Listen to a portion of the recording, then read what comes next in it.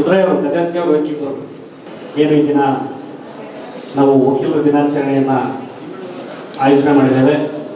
ಈ ಒಂದು ಸಂದರ್ಭದಲ್ಲಿ ನನ್ನ ಎಲ್ಲ ಹಿರಿಯ ಮತ್ತು ನನ್ನ ಸಹೋದ್ಯೋಗಿಗಳಿಗೆ ನಾನು ವಕೀಲರ ದಿನಾಚರಣೆಯ ಶುಭಾಶಯಗಳನ್ನು ತಿಳಿಸ್ತಾ ಈ ಕಾರ್ಯಕ್ರಮವನ್ನು ಪ್ರಾರಂಭ ಮಾಡೋಣ.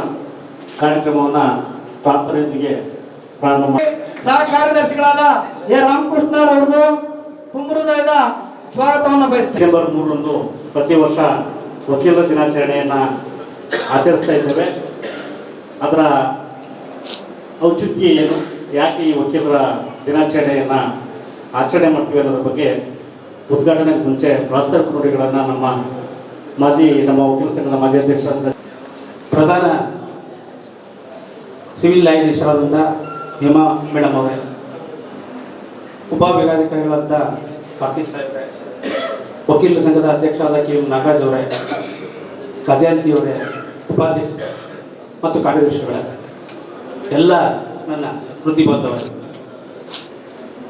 ಮೊದಲನೇದಾಗಿ ನಾನು ನಮ್ಮ ಎಲ್ಲ ವೃತ್ತಿ ಬಾಂಧವರಿಗೆ ವಕೀಲರ ದಿನಾಚರಣೆಯ ಶುಭಾಶಯಗಳನ್ನು ಕೋರ್ತೇನೆ. ಪ್ರತಿ ವರ್ಷನೂ ಕೂಡ ನಾವು ಡಿಸೆಂಬರ್ 3ನ ವಕೀಲರ ದಿನಾಚರಣೆ ಅಂತೇಳಿ ಆಚರಿಸ್ಕೊಂಡು ಬರ್ತಾರೆ. ಅದೆಲ್ಲರೂ ಕೂಡ ತಮಗೆ ಗೊತ್ತಿರ್ತಕ್ಕಂಥ ವಿಚಾರ. ಈ ಡಿಸೆಂಬರ್ 3ನೇ ಹೇಗೆ ನಾವು ವಕೀಲರ ದಿನಾಚರಣೆ ಆಚರಿಸ್ತೀವಿ ಅನ್ನೋದ್ರ ಬಗ್ಗೆ ತಮಗೆಲ್ಲರಿಗೂ ಗೊತ್ತಿದೆ. ಡಾಕ್ಟರ್ ರಾಜೇಂದ್ರ ಪ್ರಸಾದ್ ಅವರು ಅವರ ಜನ್ಮದಿನವನ್ನು, ಅವರು ಕೂಡ ಅತ್ಯಂತ ಎಮಿನೆಂಟ್ ಅಡ್ವೊಕೇಟ್ಸ್, ಅವರ ಜನ್ಮ ದಿನಾಚರಣೆಯ ಅಂಗವಾಗಿ ಡಿಸೆಂಬರ್ 3ನ್ನು ನಾವು ವಕೀಲರ ದಿನಾಚರಣೆ ಅಂತ ಆಚರಿಸ್ಕೊಂಡು ಬರ್ತಾ ಇದ್ವಿ. ಅದೇ ರೀತಿ ನಮ್ಮ ವಕೀಲರ ಸಂಘದ ಇಡೀ ರಾಷ್ಟ್ರಾದ್ಯಂತದಲ್ಲೂ ಕೂಡ ಇವತ್ತು ವಕೀಲರ ದಿನಾಚರಣೆಯನ್ನು ಭಾಳ ಅದ್ದೂರಿಯಾಗಿ ನಮ್ಮ ವಕೀಲರು ಆಚರಿಸ್ತಾರೆ. ಅದೇ ರೀತಿ ನಮ್ಮ ಸಂಘದಲ್ಲಿ ಕೂಡ ಇವತ್ತು ವಕೀಲರ ದಿನಾಚರಣೆಯನ್ನು ಯಾವ ರೀತಿ ಆಚರಿಸ್ಬೇಕು, ಏನೇನು ನಾವು ಯಾವ್ಯಾವ ಕಾರ್ಯಕ್ರಮಗಳನ್ನು ಮಾಡ್ಕೋಬೇಕು ಅಂತೇಳಿ ನಮ್ಮ ವಕೀಲರ ಸಂಘದ ಅಧ್ಯಕ್ಷರು ಒಂದು ಮೀಟಿಂಗನ್ನು ಕರೆದು ಎಲ್ಲ ಅಭಿಪ್ರಾಯಗಳನ್ನು ಕಲೆ ಹಾಕಿ ಈ ದಿವಸ ಒಂದು ಕಾರ್ಯಕ್ರಮವನ್ನು ಆಯೋಜಿಸಿದ್ದಾರೆ. ಅದಕ್ಕೋಸ್ಕರ ನಾನು ಮೊದಲನೇದಾಗಿ ನಮ್ಮ ವಕೀಲ ಸಂಘದ ಅಧ್ಯಕ್ಷರಿಗೆ ಅಭಿನಂದನೆಗಳನ್ನು ಸಲ್ಲಿಸ್ತೇನೆ. ವಕೀಲರ ಇವತ್ತು ಏನು ವೃತ್ತಿ ಇದೆಯೋ ಈ ವೃತ್ತಿ ಬಗ್ಗೆ ತಮಗೆಲ್ಲ ಗೊತ್ತಿದೆ. ಆ ಒಂದು ಬದ್ಧತೆ ಮತ್ತು ನಂಬಿಕೆಯನ್ನ ನಾವು ಯಾವತ್ತೂ ಕೂಡ ಉಳಿಸ್ಕೊಂಡು ಹೋಗ್ಬೇಕು. ಇನ್ನೂ ಕೂಡ ಹೆಚ್ಚು ಹೊಣೆಗಾರಿಕೆಯನ್ನು ನಾವು ನಿಭಾಯಿಸಿದಷ್ಟು ಏನು ಈ ಸಮಾಜದಲ್ಲಿ ದುರ್ಬಲ ವರ್ಗದವರು, ಬಡವರು, ಅನ್ಯಾಯಕ್ಕೊಳಗಾದಂಥ ವ್ಯಕ್ತಿಗಳಿಗೆ ನಾವು ನ್ಯಾಯ ದೊರಕಿಸುವಂತ ಕೆಲಸವನ್ನು ನಾವು ಮಾಡ್ತೀವಿ ಅಂತೇಳಿ ಸಂಕಲ್ಪ ಮಾಡ್ತಕ್ಕಂಥ ದಿನ ಅಂದ್ರೆ ಇವತ್ತು ತಪ್ಪಾಗಲ್ಲ. ಅದೇ ರೀತಿ ಈ ನಮ್ಮ ಚಳ್ಳಕೆರೆ ವಕೀಲರ ಸಂಘದಲ್ಲಿ ಒಂದು 250 ಜನ ನಾವು ಸದಸ್ಯರಿದ್ದೀವಿ. ಹೆಚ್ಚು ಕಮ್ಮಿ 150 ಜನ ನನ್ನ ಪ್ರಕಾರ ತಾಲೂಕು ಮಟ್ಟದಲ್ಲಿ ರೆಗ್ಯುಲರ್ಲಿ 3 ಕೋರ್ಟು ಯಾವತ್ತೂ ಕೂಡ ನಿರ್ವಹಿಸ್ತಕ್ಕಂಥ ಹೆಚ್ಚು ದಾವಗಳಿರ್ತಕ್ಕಂಥದ್ದು ನಮ್ಮ ಚಳ್ಳಕೆರೆಯಲ್ಲಿ. ಯಾಕೆಂದ್ರೆ ಇಲ್ಲಿಂದ 50 ಕಿಲೋಮೀಟರ್ ಹೋದ್ರೆ ಆಂಧ್ರ ಬಾರ್ಡರ್, ಇವತ್ತು ವರ್ಷ ಇಲ್ಲಿ ರಾಂಪುರ, ಇಲ್ಲಿಂದ 80 ಕಿಲೋಮೀಟರ್ ಆಗುತ್ತೆ. ಸೊ ನಮ್ಮ ವ್ಯಾಪ್ತಿ, ನ್ಯಾಯಾಲಯದ ವ್ಯಾಪ್ತಿ ಇಲ್ಲಿಂದ ಆಂಧ್ರ ಬಾರ್ಡರ್ವರೆಗೆ ಇರೋದ್ರಿಂದ ಹೆಚ್ಚಿನ ದೊಡ್ಡ ತಾಲೂಕಾಗಿರೋದ್ರಿಂದ ಹೆಚ್ಚಿನ ದಾವೆಗಳು, ಕ್ರಿಮಿನಲ್ ಅಥವಾ ಸಿವಿಲ್ ಪ್ರಕರಣಗಳು ದಾವೆ ನಡೀತಕ್ಕಂಥ ಒಂದು ತಾಲೂಕು ಅಂದ್ರೆ ತಪ್ಪಾಗಲಾರದು. ನಾವು ಅದಕ್ಕೋಸ್ಕರ ಇನ್ನೊಂದು ಹೆಚ್ಚುವರಿ ನ್ಯಾಯಾಲಯವನ್ನು ಕೂಡ ಕೊಡಬೇಕು ಅಂತ ಹೇಳಿ ಈಗಾಗಲೇ ಅಧ್ಯಕ್ಷರು ನಮ್ಮ ಅಡ್ಮಿನಿಸ್ಟ್ರೇಟಿವ್ ಜಡ್ಜಿಗೆ ADJ ಅದಕ್ಕೂ ಮುಖ್ಯವಾಗಿ ಒಂದು ಹೆಚ್ಚುವರಿ ಜಿಲ್ಲಾ ನ್ಯಾಯಾಲಯ ಬೇಕಂತ ಕೂಡ ಕಾರ್ಯಕ್ರಮದಲ್ಲಿ ಸ್ವಲ್ಪ ಬದಲಾವಣೆ. ತಾಲೂಕು ದಂಡಾಧಿಕಾರಿಗಳು, ತಹಸೀಲ್ದಾರ್ ಅವರು ವೇದಿಕೆಯ ಮೇಲೆ ಬಂದಿದ್ದಾರೆ. ಅವರಿಗೆ ವಕೀಲರ ಸಂಘದ ಪರವಾಗಿ ಸ್ವಾಗತ, ಸುಸ್ವಾಗತ.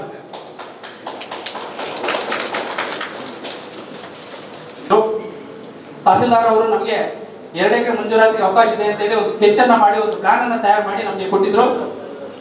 ಅವತ್ತಿನ ಮಟ್ಟಿಗೆ ನಾವು ಶಾಸಕರು ಕೂಡ ಕರೆದು ಕೇಳಿದ್ವಿ, ದಯಮಾಡಿ ನಮಗೆ ಒಳ್ಳೆ ವಕೀಲರ ಸಂಘವನ್ನು ನಿರ್ಮಾಣ ಮಾಡಿಕೊಟ್ಟಿದ್ರ, ನಮಗೆ ಕುತ್ಕೊಳ್ಳೋಕೆ ಅವಕಾಶ ಮಾಡಿಕೊಟ್ಟಿದ್ರ. ವಕೀಲರು ನಿವೇಶನ ಮತ್ತು ತುಂಬಾ ಕಷ್ಟ ಇದೆ. ಇವತ್ತೇನು ಬಿಲ್ಡರ್ಸ್, ರಿಯಲ್ ಎಸ್ಟೇಟ್ ಆಗ್ಬಿಟ್ಟು ನಾವು ಒಂದು ನಿವೇಶನ ಕೊಡೋದೇ ಒಂದು ದೊಡ್ಡ ಸವಾಲಾಗಿದೆ. ಆದ್ರಿಂದ AC ಅವರಿದ್ದಾರೆ, ತಹಸೀಲ್ದಾರ್ ಸಾಹೇಬರಿದ್ದಾರೆ. ನಮ್ಮ ಒಕ್ಕೋಲಿನ ತೀರ್ಮಾನ ಎಷ್ಟೇ, ದಯಮಾಡಿ ಎಲ್ಲರ ಆ 274 ಸಭೆ ನಮ್ಮ ರದ್ದು ಪರವಾಗಿಲ್ಲ, ಬೇರೆ ಕಡೆ ಎಲ್ಲ ಬೇರೆ ಕಡೆ ಯಾವುದಾದ್ರೂ ಜಾಗದಲ್ಲಿ ವ್ಯವಸ್ಥೆ ಮಾಡಿ ದಯಮಾಡಿ ನಿವೇಶನಗಳನ್ನು ಮಂಜೂರು ಮಾಡ್ತಕ್ಕಂಥ ವ್ಯವಸ್ಥೆಯನ್ನ ಮಾಡಿದ್ರೆ ವಕೀಲರುಗಳಿಗೆ ನಿಜವಾಗ್ಲೂ ಕೂಡ ಒಂದು ಆಶ್ರಯ, ಒಂದು ವಸತಿಯನ್ನು ಕೊಟ್ಟಂಗಾಗುತ್ತೆ ಅಂತ ಈ ಮೂಲಕ ಮನವಿಯನ್ನ ಮಾಡ್ತಾ ಈ ಪ್ರಾಸ್ತಾವಿಕ ಮಾತುಗಳನ್ನು ಆಡಕ್ಕೆ ಅವಕಾಶ ಪಟ್ಟಂತ ಎಲ್ಲ ವೇದಿಕೆ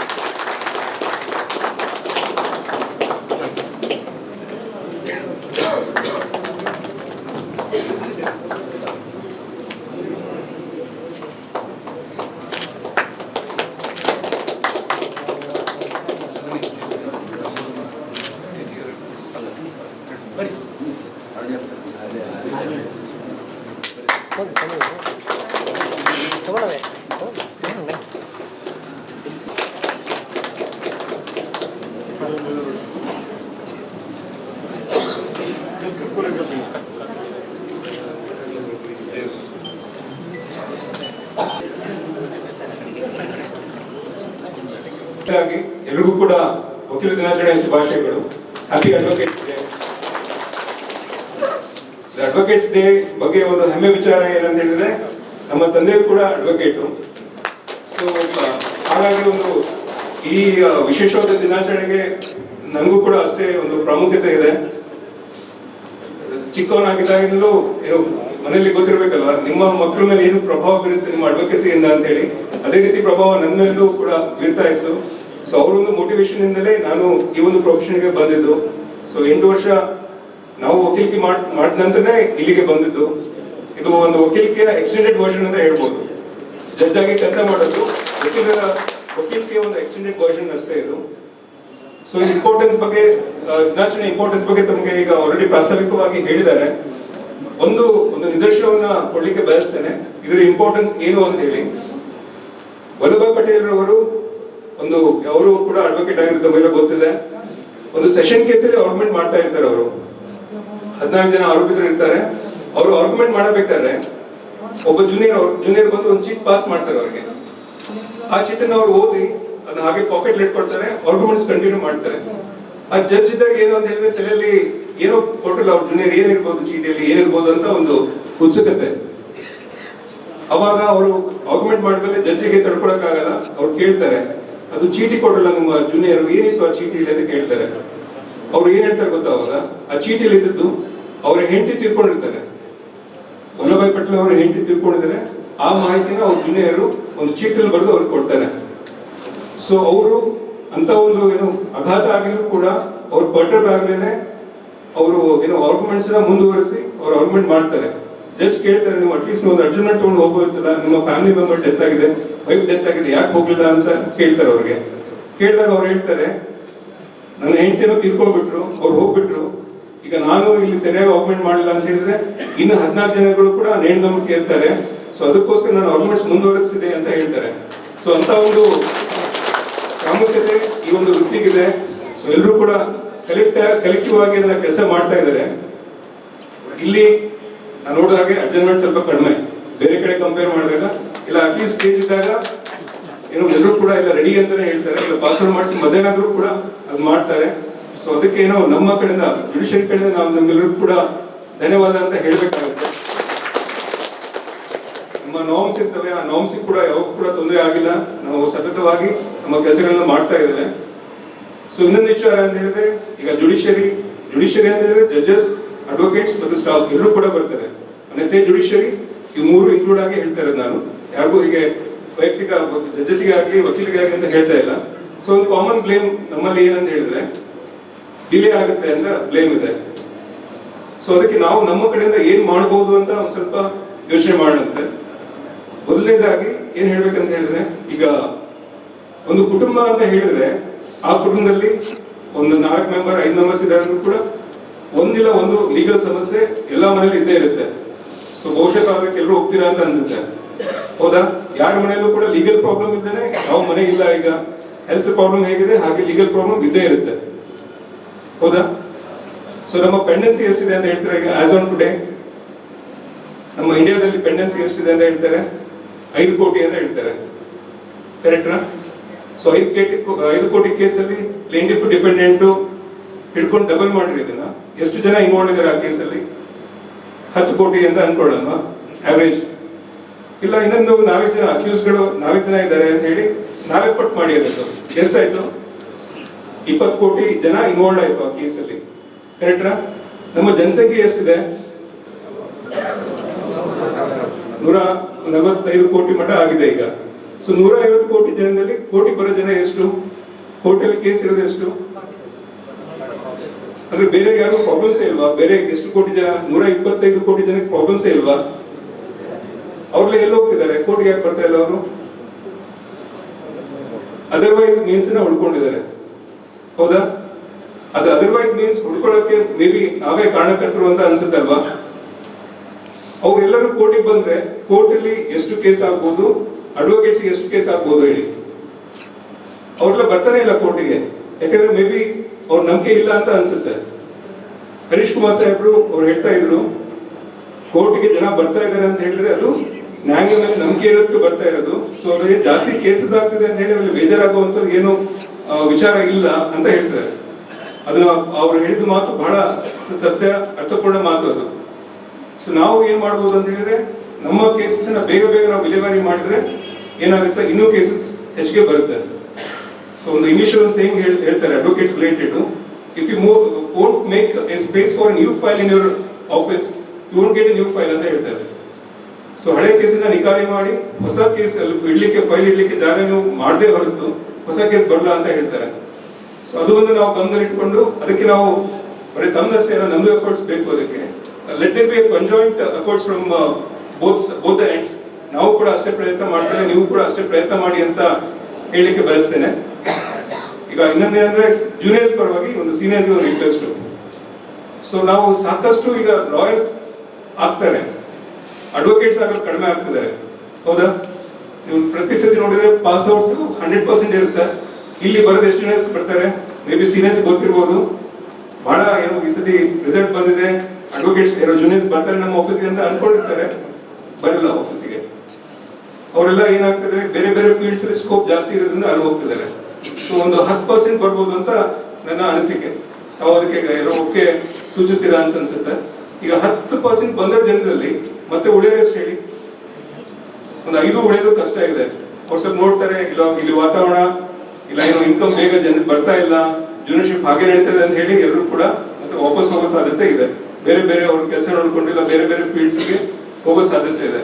ಸೊ ಅಂತ ಒಂದು ವಿಚಾರದಲ್ಲಿ ಯಾರು ಜೂನಿಯರ್ಸ್ ಬರ್ತಾರೆ, ನಮ್ಮ ನೀವು ಸೀನಿಯರ್ಸ್ ಕಡೆಯಿಂದ ಸ್ವಲ್ಪ ಎನ್ಕರೇಜ್ಮೆಂಟ್ ಇದ್ರೆ ಅವ್ರು ಆಟೋಮೆಟಿಕ್ಲಿ ಇಲ್ಲಿ ಸರ್ವೈವ್ ಆಗ್ತಾರೆ, ನಮ್ಗೆಲ್ಲ ಒಳ್ಳೇದಾಗುತ್ತೆ.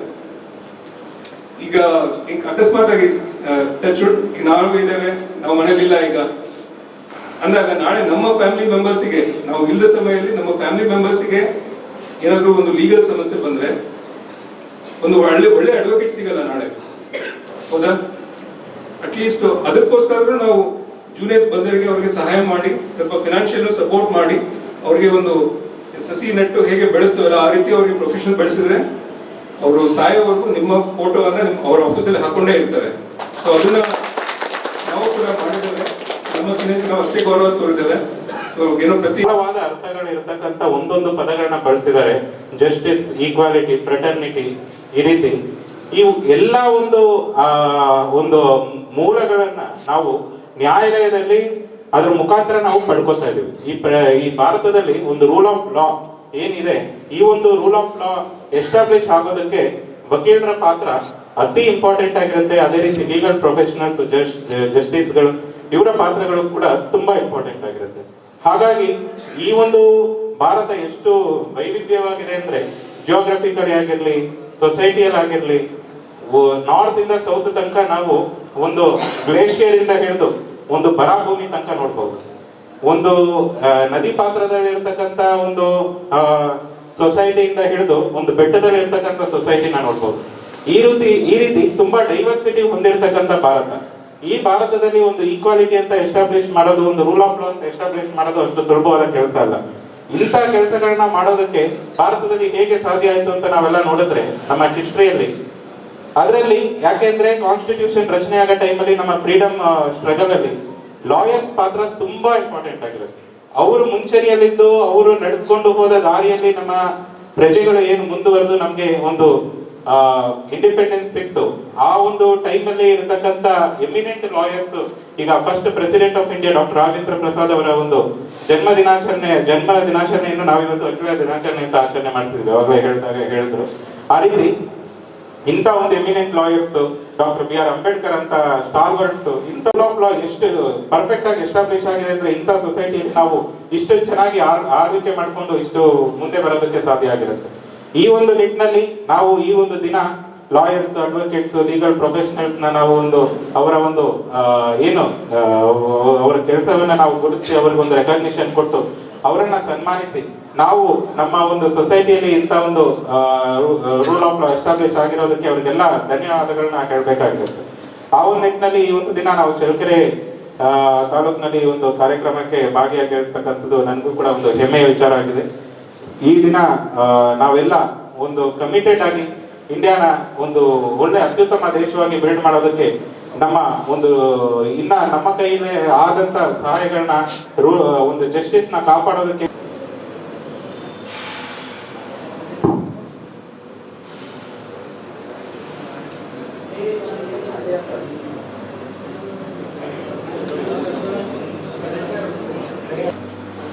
ಗೌರವಾನ್ವಿತರಾದ ನಂದ್ಯಾಳ್ ಸಾಹೇಬ್ರೆ ಹಾಗೂ ಪ್ರಧಾನ ಸಿವಿಲ್ ಜಡ್ಜ್ JMC ನ್ಯಾಯಾಧೀಶರಾದಂಥ ಸನ್ಮಾನ್ಯ ಗೌರವಾನ್ವಿತ ಹೇಮಾ ಮೇಡಮ್ ಅವರೇ ಮತ್ತು ಅಸಿಸ್ಟೆಂಟ್ ಕಮಿಷನರ್ ಆದಂಥ ಕಾರ್ತಿಕ್ ಸಾಹೇಬ್ರೆ ಮತ್ತು ತಾಲೂಕು ದಂಡಾಧಿಕಾರಿಯಾದಂಥ ರಹಮಾನ್ ಬಾಷಾ ಸಾಹೇಬ್ರೆ, ವಕೀಲ ಸಂಘದ ಅಧ್ಯಕ್ಷರಾದ ನಾಗರಾಜ್ ಅವರೇ ಮತ್ತು ಉಪಾಧ್ಯಕ್ಷರಾದ ಬಾಳಯ್ಯನವರೇ, ಖಜಾಂಚಿ ರುದ್ರಯ್ಯನವರೇ ಮತ್ತು ಕಾರ್ಯದರ್ಶಿಯಾದ ಸಿದ್ದರಾಜ್ ಅವರೇ ಮತ್ತು ಎಲ್ಲ ನನ್ನ ಹಿರಿಯ ಮತ್ತು ಕಿರಿಯ ವಕೀಲ ಬಾಂಧವರು, ಈ ಸಂದರ್ಭದಲ್ಲಿ ಹೇಳ್ತಕ್ಕಂಥದ್ದು ನಾನು ಇಷ್ಟೇ ಜಾಸ್ತಿ ನಾನು ಮಾತಾಡೋದಿಲ್ಲ. ನನ್ನ ಅನುಭವದ ಮಾತುಗಳ ಪ್ರಕಾರ ನಾವು ಜೂನಿಯರ್ ಆಗಿ ಕಲಿತಕ್ಕಂಥದ್ದು ಸುಮಾರು 10 ವರ್ಷ ಮೇಲೆ 15 ವರ್ಷಗಳನ್ನು ಕಲಿತಕ್ಕಂಥದ್ದಲ್ಲಿ ಯಾವುದೇ ಒಂದು ಇರಲಿಲ್ಲ. ಯಾಕಂತಂದರೆ ಇದರಲ್ಲಿ ಸಿವಿಲು ಮತ್ತು ಕ್ರಿಮಿನಲು ಎರಡೂ ನಾವು ಕಲಿಬೇಕಾಗುತ್ತೆ ಮತ್ತು ಅನೇಕ ಸಂದರ್ಭದಲ್ಲಿ ನಾವು ಈ ಕಾನೂನು ಬಗ್ಗೆ ಬಹಳ ನಾವು ಸ್ಟಡಿ ಮಾಡಬೇಕಾಗುತ್ತೆ. ನಾನು ಹೇಳ್ತಿರ್ಬೇಕಾದ್ರೆ ಏನಂದರೆ ಸಿವಿಲ್ ಬಗ್ಗೆ ಆದರೆ ಸಿವಿಲ್ ಕೇಸ್ಗಳ ಬಗ್ಗೆ ಆಗಲಿ ಸಾಕಷ್ಟು ಡಿಸ್ಪ್ಯೂಟ್ಗಳನ್ನ ನಾವು ನೋಡಿದಾಗ ಅದರಲ್ಲಿ ಬರ್ತಕ್ಕಂಥ ಒಂದು ಸನ್ನಿವೇಶ ರಾತ್ರಿ ಎಲ್ಲ ಕೂತ್ಕೊಂಡು ನೋಡ್ಬೇಕಾಗುತ್ತೆ. ವಿಟ್ನೆಸ್ಗಳ ಬಗ್ಗೆ ನಾವು ಸ್ಟಡಿ ಮಾಡಬೇಕಾಗುತ್ತೆ. ಆ ವಿಟ್ನೆಸ್ಗಳು ಯಾವ ಥರ ಹೇಳ್ಬಾರ್ದಂತ ಅದ್ರ ಬಗ್ಗೆ ನಾವು ತುಂಬ ಪರಿಶೀಲನೆ ಮಾಡಬೇಕಾಗುತ್ತೆ. ಸಿವಿಲಲ್ಲಿ ನನ್ನ ಅನುಭವದ ಪ್ರಕಾರ ಹೇಳ್ಬೇಕಂದ್ರೆ ಡಾಕ್ಯುಮೆಂಟ್ಸ್ಗಳು ಬಹಳ ಮುಖ್ಯವಾಗಿರ್ತವೆ. ಡಾಕ್ಯುಮೆಂಟ್ಸ್ಗಳನ್ನ ವೆರಿಫೈ ಮಾಡಬೇಕಾದ್ರೆ ರಾಮಪ್ಪನ ಡಾಕ್ಯುಮೆಂಟು ಭೀಮಪ್ಪ ಹೋಗಿರುತ್ತೆ, ಭೀಮಪ್ಪನ ಡಾಕ್ಯುಮೆಂಟು ರಾಮಪ್ಪ ಹೋಗಿರುತ್ತೆ. ಅದರ ಹಿಂದೆ ಓಲ್ಡ್ 30 years ಡಾಕ್ಯುಮೆಂಟ್ ನಾವು ಪರಿಶೀಲನೆ ಮಾಡಬೇಕಾಗುತ್ತೆ. ಯಾವ ಡಾಕ್ಯುಮೆಂಟ್ ಒರಿಜಿನಲ್ ಇಲ್ಲ ಅಂತ ಹೇಳ್ಬಿಟ್ಟು ನಾವು ಕನ್ಫರ್ಮ್ ಮಾಡ್ಕೊಂಡು ಅದ್ರ ಬಗ್ಗೆ ನಾವು ಎವಿಡೆನ್ಸ್ ತಗೋಬೇಕಾಗುತ್ತೆ, ಅಡ್ಮಿಷನ್ ತಗೋಬೇಕಾಗುತ್ತೆ. ಸಿವಿಲ್ ಕೇಸಲ್ಲಿ ಐ ವಿಟ್ನೆಸಸ್ ಕೆಲವು ವಿಟ್ನೆಸಸ್ ಹಾಸ್ಟೆಲ್ ಆಗ್ತಾವ, ಅದ್ರ ಬಗ್ಗೆ ನಾವು ಪೂರ್ಣ ಪರಿಶೀಲನೆ ಮಾಡಬೇಕು. ಇಷ್ಟು ಸಿವಿಲ್ ಕೇಸ್ಗಳು ಇನ್ನೂ ಹೇಳೋದಿದೆ, ಆದರೆ ಭಾಳ ಜನ ಇದೆ, ಹಂಗಾಗಿ ನಾನು ಜಾಸ್ತಿ ಹೇಳ್ತಾ ಇಲ್ಲ. ಕ್ರಿಮಿನಲ್ ಕೇಸ್ ಬಗ್ಗೆ ನಾವು ಹೇಳ್ಬೇಕಂತಂದರೆ ನಾವು ಕ್ರಿಮಿನಲ್ಲಿ ಎಷ್ಟು ನಾವು ಮೈ ಮೇಲೆ ಕೇಳ್ತೀವಿ, ಎಷ್ಟು ಮೈ ಮೇಲೆ ಜಾಸ್ತಿ ಕೇಳಿದಷ್ಟು ನಾವು ಮೈ ಮೇಲೆ ಹಾಕ್ಯಂತೀವಿ. ಎಷ್ಟು ಬೇಕೋ ಅಷ್ಟೇ ನಾವು ಕ್ರಿಮಿನಲ್ ಕೇಸಲ್ಲಿ ಕೇಳಿ ಸುಮ್ಮನೆ ಆಗ್ಬೇಕು ಅಷ್ಟೇ. ಕ್ರಿಮಿನಲ್ ಕೇಸಲ್ಲಿ ಬಹಳ ಮುಖ್ಯವಾಗಿ ನಾವು ಹೇಳ್ತಕ್ಕಂತಂದರೆ ಕಾಂಟ್ರಡಿಕ್ಷನ್ನು, ವರ್ಷನ್ನು, ಡಿಸ್ಕ್ರಿಪ್ಷನ್ಸಿ ಮತ್ತು ಒಮಿಷನ್ನು, ಕಮಿಷನ್ನು, ಇವೆಲ್ಲ ನಾವು ಇದ್ರ ಬಗ್ಗೆ ಬಹಳ ದೀರ್ಘವಾಗಿ how to face the cross examination ಅಂತ ಒಂದು ಬುಕ್ಸ್ ಇದೆ. ಆ ಬುಕ್ಸಲ್ಲಿ ನೋಡಿದಾಗ ಡೀಟೇಲ್ಸ್ ಆಗಿ ಒಂದೊಂದು ಚಿತ್ರಣ ಹೊಂದಿರುತ್ತೆ. 302 ಯಾವ ಥರ ಬರುತ್ತೆ, ಮತ್ತು ಈ ಕಡೆ ಇನ್ನರ್ ಸರ್ವಿಸ್ಗಳಿಗೆ 306, 307 ಮೋಕ್ಷ ಕೇಸ್ಗಳಿಗೆ ಯಾವ ಥರ ನಾವು ಬರಬೇಕು, ಯಾವ ಥರ ಕೇಳಬೇಕಾಗುತ್ತೆ ಕ್ವಶನ್ಗಳು, ಮತ್ತು ಅದರಲ್ಲಿ ಮೆಡಿಕಲ್ ಎವಿಡೆನ್ಸು, ಮತ್ತು ಆಮೇಲೆ ಐ ವಿಟ್ನೆಸಸ್ಸು ಮತ್ತು ಇನ್ನರ್ ಸರ್ವಿಸ್ ಬಗ್ಗೆ ನಾವು ಹೇಳ್ತೀವಿ. ಆಮೇಲೆ ಮತ್ತೆ ಚೈಲ್ಡ್ ವಿಟ್ನೆಸಸ್ಸು, ಮೋಕ್ಷ ಕೇಸ್ಗಳನ್ನ ಹೇಳ್ತಕ್ಕಂಥದ್ದು ಭಾಳ ಡೀಟೇಲ್ಸ್ ಆಗಿ ನಾವು ಅವರ ಸ್ಟಡಿ ಮಾಡಬೇಕಾಗುತ್ತೆ. ಯಾವ ಥರ ನಾವು ಕ್ರಾಸ್ ಎಕ್ಸಾಮಿನೇಷನ್ ಮಾಡ್ತೀವಿ ಪಾರ್ಟಿಸ್ ಅವರು, ಅದೇ ಥರನೇ ನಾವು ಏನಾಗುತ್ತದೆ ಆ ರೂಲಿಂಗ್ಗಳು ನಾವು ಸಬ್ಮಿಟ್ ಮಾಡಬೇಕಾಗುತ್ತೆ. ನಮ್ಮ ಎವಿಡೆನ್ಸು ಏನು ಬರುತ್ತೆ ಕ್ರಾಸ್ ಎಕ್ಸಾಮಿನೇಷನಲ್ಲಿ ಅದಕ್ಕೆ ಕಂಪೇರ್ ಮಾಡ್ತಕ್ಕಂಥ ಒಂದು ನಾವು ರೂಲಿಂಗ್ ಸೆಟ್ ಮಾಡಿದ್ರೆ ಆ ಅದ್ರ ಮೇಲೆ ನಾವು ಆರ್ಗ್ಯುಮೆಂಟ್ ಮಾಡ್ತಾ ಹೋದ್ರೆ ಕೊಂಚ ನಮ್ಮ ಕೇಸ್ ಸಕ್ಸಸ್ ಆಗ್ಬೋದು. ನಾವು ಒಂಥರ ಪ್ರಾಸಿಕ್ಯೂಷನ್ ಮಾಡಿರ್ತೀವಿ, ರೂಲಿಂಗ್ ಒಂಥರ ಇರುತ್ತೆ, ಎಂತೇಳಿ ಡಿಫ್ರೆಂಟ್ ಮಾಡ್ತಾ ಹೋದ್ರೆ ನಾವು ಎವಿಡೆನ್ಸ್ ನಾವು ಡೀಟೇಲ್ಸ್ ಆಗಿ ಚಾಲಿ ಮಾಡೋಕ್ಕಾಗಲ್ಲ. ಜಡ್ಜಸ್ಗೆ ನಾವು ನೋಡಪ್ಪ ಇದೇನಪ್ಪ ಇದು ಹಿಂಗೆ ಈ ವಿಟ್ನೆಸ್ ಹಿಂಗೆ ಈ ವಿಟ್ನೆಸ್ ಹಿಂಗೆ ಪೊಲೀಸ್ ಈ ಥರ ಐತೆ ಒಂದಕ್ಕೊಂದು ತಾಳೆ ಆಗಲ್ಲ ಅಂತೇಳಿ ಜಡ್ಜಸ್ಗೆ ಕನ್ಫ್ಯೂಸ್ ಆಗಿ ಜಡ್ಜಸ್ಗೆ ಟ್ವೀಟ್ ಮಾಡ್ತಿರ್ತಾರೆ ಬೆನಿಫಿಟ್ ಆಫ್ ಶೂಟ್ ಡಿವರ್ಟಿಗಾಗಿ. ಹಂಗಾಗಿ ನಾವು ಜಡ್ಜಸ್ಗೆ ಯಾವುದೇ ರೀತಿಯಲ್ಲಿ ನಮ್ಮ ನ್ಯಾಯಾಧೀಶರಿಗೆ ಮಾರ್ಗ ತೋರಿಸ್ತಾ ಹೋದ್ರೆ ನೀಟಾಗಿ ನಮಗೆ ನಂಗೆ ಕುದಿಸ್ಬಿಡ್ತಾರೆ ಕನ್ವಿನ್ಷನ್. ಹಂಗಾಗಿ ಭಾಳ ಡೀಟೇಲ್ಸ್ ಕ್ರಿಮಿನಲ್ ಕೇಸ್ಗಳಲ್ಲಿ ಭಾಳ ಡೀಟೇಲ್ಸ್ ಸ್ಟಡಿ ಮಾಡಬೇಕಾಗುತ್ತೆ. ಸಮಯ ಇದು ಯಾವ ಥರ ಮಾಡ್ತೀನಿ ಅನ್ನೋ ಗೊತ್ತಿಲ್ಲ. ಅದನ್ನ 8 ದಿವಸ ಸ್ಟಡಿ ಮಾಡಿ ಡ್ರಾಫ್ಟಿಂಗ್ ಯಾವ ಥರ ನಾವು ಮಾಡಬೇಕು ಅಂದರೆ ಡ್ರಾಫ್ಟಿಂಗ್ ಜಡ್ಜ್ಮೆಂಟಿಗೆ ಇದು ಯಾವ ಥರ ಹೋಗುತ್ತೆ, ಮುಂದೆ ಕೇಸ್ ಏನಾಗ್ಬೋದು, ಇದಕ್ಕೆ ಡಿಫೆನ್ಸ್ ಅಫಿಯರ್ ಆದ್ಮೇಲೆ ಇದಕ್ಕೆ ಏನು ತಕರಾರು ಆಗ್ಬೋದು ಅದು ಯೋಚನೆ ಮಾಡಿ ನಾವು ಡ್ರಾಫ್ಟಿಂಗ್ ಆಗ್ತದೆ. ಹಂಗಾಗಿ ಆ ಥರ ಹೋದ್ರೆ ಸಾಧ್ಯ. ನಮ್ಮ ಒಂದೇ ದಾವ ಹಾಕಿಬಿಡ್ತೀವಲ್ಲ 30 ಅಂತಲ್ಲ, ನಾನು ದಾವಕ್ಕ ಡಿಫೆನ್ಸ್ ರಿಟರ್ನ್ ಸ್ಟೇಟ್ಮೆಂಟ್ ಏನು ಹಾಕಬಹುದು, ಮುಂದೆ ಏನು ಯಾವ ಥರ ಎವಿಡೆನ್ಸ್ ಕೊಡ್ಬೋದು, ಮುಂದೆ ಜಡ್ಜ್ಮೆಂಟ್ ಯಾವ ಥರ ಹೋಗ್ಬೋದು ಅಂತ ಆ ಥರ ಯೋಚನೆ ಮಾಡಿ ನಾವು ಕ್ಲೈಂಟ್ ಕಾಪಿ ರೆಡಿ ಮಾಡಬೇಕು. ಆಗ ಹೋದಾಗ ಮಾತ್ರ ನಾವು ಅದಕ್ಕೆ ಮತ್ತೆ ರೂಲಿಂಗ್ಸ್ ರೆಡಿ ಮಾಡ್ಕೋಬೇಕಾಗುತ್ತೆ. ಮುಂದೆ ಯಾವ ಥರ ರೂಲಿಂಗ್ ಕೊಡಬೇಕು, ಯಾವ ಥರ ಬಂದಿದೆ ಅಂತ. ಅದೇ ರೀತಿ ಸಾಕಷ್ಟು ಇದೆ. ಸಮುದ್ರ ಓದಷ್ಟು ಈಜಾಡ್ಬೇಕು ಅನಿಸ್ತದೆ. ಎಷ್ಟು ಹೇಳಿದ್ರೆ ಸಾಲದು. ರಾತ್ರಿ 10 ಗಂಟೆವರೆಗೂ ಹೋದ್ರೆ ಮನೆಗೆ ಹೋದ್ರೆ 10-11 ಗಂಟೆ ಆಯ್ತು ಬಂದು ಬರೋದಕ್ಕೆ ಅಂತಾರ ಮನೆಗೆ ಪರಿಸ್ಥಿತಿಗಳಾಗಿರ್ತಾವ. ಆ ಪಾರ್ಟಿ ಬಂದು ಸುಮ್ಮನೆ ಏನು ರಾತ್ರಿ ಎಲ್ಲ ಕುತ್ಕೊಂಡು ಸಮಯ ಅದಂಗೈತೆ ಅಂತ ಹೇಳ್ತಾರ. ಈ ಥರ ಆಗಿ ಅನೇಕ ಸಮಸ್ಯೆಗಳನ್ನ ಎದುರಿಸ್ಬೇಕಾಗುತ್ತೆ. ಬಹಳ ಕಷ್ಟದ ಕೆಲಸ. ಒಗ್ಗರಕ್ಕಂದ್ರೆ ಅಷ್ಟು ಸುಲಭ ಅಲ್ಲ. ನಾವು ತಿಳ್ಕೊಂಡಂಗೆನೆ ಈಗ ಹೋಗಿ ಆ ಪಾರ್ಟಿ ಕ್ಲೈಂಟ್ ನಂಗೆ ದುಡ್ಡು ಕೊಟ್ಬಿಡ್ತಾನೆ ನಾನು ಆರಾಮಾಗಿರ್ಬೋದಂತ. ಯಾರಾದ್ರೂ ಈ ಕಾಸ ದುಡ್ಡು ಕೊಡಲ್ಲ ಅಷ್ಟು ಬಗ್ಗೆ. ಕಷ್ಟಪಟ್ಟು ಏನೇ ಮಾಡಿದಾಗ ಅವನಿಗೆ ಗೊತ್ತಾಗುತ್ತೆ ಇದು ಏನಂತ ಹೇಳ್ಬಿಟ್ಟು ಹೊಡೆದಾಗಲೇ ಅವನು ಫೀಸ್ ಕೊಡೋದು. ಅಲ್ಲಿವರೆಗೆ ಅವರು ಕೊಡಲ್ಲ. ನಾನು ಜೂನಿಯರ್ ಲಾಯರ್ಸ್ ಬಗ್ಗೆ ಒಂದೇ ಮಾತು. ನಾನು ನಮ್ಮ ಸೀನಿಯರ್ ಹತ್ರ ಇದ್ದಾಗ ನಾನು ರಾತ್ರಿ 12 ಗಂಟೆವರೆಗೂ ಇರ್ತೀನಿ ಚಿತ್ರದುರ್ಗದಲ್ಲಿ. 12 ಗಂಟೆ ಹೋದ್ಮೇಲೆ ಅವ್ರು 9ವರೆಗೂ ಹೋಗೋರು. 12 ಗಂಟೆವರೆಗೂ ಹೋಗಿ ನಾನೆಲ್ಲ ಸಿವಿಲ್ ಕೇಸ್ ಕೊಟ್ಟು ನಾನು ನಮ್ಮಲ್ಲಿ ಆ ಫೈಲ್ ಏನು ಐದಾವ ಅವರೆಲ್ಲ ಕಂಪ್ಲೀಟ್ ಡೀಟೇಲ್ಸ್ ನೋಡಿ ನಾವು ಆ ಥರ ಸಿವಿಲ್ ಕೇಸ್ಗಳ ಬಗ್ಗೆ ಚೆನ್ನಾಗಿ ಸ್ಟಡಿ ಮಾಡಿ ನಮ್ಮ ಇದಕ್ಕೆ ಎಂಜಾಯ್ಮೆಂಟೇ ಇಲ್ಲ. ಸಾಯವರೆಗೆ ಹೋಗ್ಬೇಕು. ಒನ್ ಆಫ್ ದಿ ಚೈಲ್ಡ್ ನಾವು ಹೋದ್ಮೇಲೆ ನನ್ನಿಂದ ಹೋಗ್ಬಿಡುತ್ತೆ ಅಷ್ಟೇ. ದಿನ ಬರೀಬೇಕು, ದಿನ ಒಂದು ruling day by day change of law ಇದೆಲ್ಲ ಸುಮ್ಮನೆ ನೋಡ್ತಿರ್ಬೇಕಲ್ಲ. ಏನೇನು ಬಗ್ಗೆ ಇವತ್ತೇನು ಬಂತು, ನಾಳೆ ಏನು ಬಂತು. ಹಾಗಾಗಿ ಕಾನೂನು ಒಂಥರ ಹರಿಯುವ ನೀರು. ಎಲ್ಲ ಜಡ್ಜ್ಮೆಂಟ್ ಆದ್ಮೇಲೆ ನಾನು ಕೇಸ್ ಏನು ಹಾಕ್ಸೋಣ ಅಂದರೆ ಅಕ್ಕಿಲೋಗ ಅಂತ ಹೇಳಿ ಮರೇ ಏನು ಸೋದ ನಿಂಗೆ ಅಂತ ಸಜ್ಜ ಸಾಕ್ಬಿಡ್ತಾರೆ. ಕೇಸ್ ಎಲ್ಲ ನಡೆಸಿತ್ತು, ನಮ್ಮ ಪ್ರಯತ್ನ ನಾವು ಮಾಡಿರ್ತೀವಿ. ಆದರೆ ಈ ಥರ ಪರಿಸ್ಥಿತಿ ಬಂದರೆ ಅವ ಮನುಷ್ಯ ತುಂಬ ಹೋಗುತ್ತೆ. ಅವತ್ತು ರಾತ್ರಿ ನಿದ್ದೆ ಬರ್ತಿದ್ದೆ. ಹಂಗಾಗುತ್ತೆ. ಭಾಳ ಮನಸ್ಸಿಗೆ ಭಾಳ ಬೇಜಾರಾಗ್ತದೆ. ಒಂದೊಂದು ಟೈಮು ಆರಾಮಾಗಿ ಚೆನ್ನಾಗಿ ಒಂದು ಹೆಂಗಿದ್ದು ಒಂಥರ ಓಡುವ ಕುದುರೆ ಥರನೂ ನಿಂತಿರೋ ಕುದುರೆ ಥರನೂ ಆಗುತ್ತೆ. ಭಾಳ ಅನುಭವಗಳು ಇನ್ನ ಸಾಕಷ್ಟು ಅನುಭವಗಳು ಅನುಭವಿಸಿದ್ವಿ ಕೂಡ. ಕಷ್ಟ ಅನ್ಸೋದು ಸಹಜ. ಯಾರು ಇದರಲ್ಲಿ ಗಟ್ಟಿಯಾಗಿ ನಿಂತ್ಕೊಂಡು ಪ್ರೊಫೆಷನ್ ಅನ್ನು ಮುಂದುವರಿಸ್ತಾರೆ ಅವ್ರು ಮಾತ್ರ ಸಕ್ಸಸ್ ಆಗ್ಲಿಕ್ಕೆ ಸಾಧ್ಯ. ಯಾವುದು ನಂಬಿಲ್ಲ ನಾನು. ಹೌದಾ? ಬೇರೆ ಕೆಲಸನೇ ಮಾಡಲ್ಲ.